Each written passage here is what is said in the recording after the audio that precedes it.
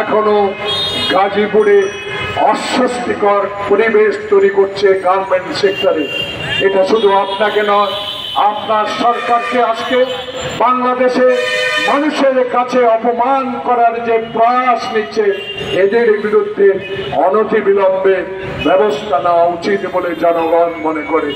আমরা বিএনপি করি, আমরা শহীদের আদর্শের গড়া দল, আমরা দেশ নেত্রী বেগম খালেদা জিয়ার দলের সদস্য।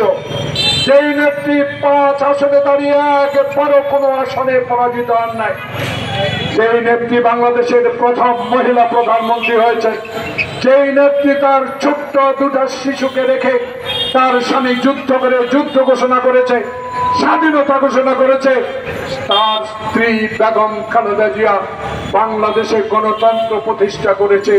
এরশাদের বিরুদ্ধে আন্দোলন করে, স্বৈরাচার বিরোধী আন্দোলন করে সেদিন আপসী নেত্রী উপাধি লাভ করেছিলেন।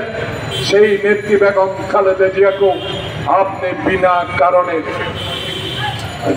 জেলে রেখেছেন। সেগুলো মানুষ এখন মনে করছে এই কারণে আপনার অত্যাচারে যখন জর্জরিত বাম পাশের সব নেতারা কারাগারে, যাদের মেরুদণ্ড ভেঙে তস তস করে দিয়েছে যে সকল ওসি, মামলার আগে যাদেরকে গ্রেপ্তার করা হয়েছে, মামলা হবে শুনেছে ওসি, কিন্তু বিএনপির নেতা কর্মীকে গ্রেপ্তার করে নিয়ে আসছে, তারপর মামলা রুজু হয়েছে। এমন ওসিদেরকেও বাংলাদেশের বিভিন্ন থানা এখনো দেখা যায়।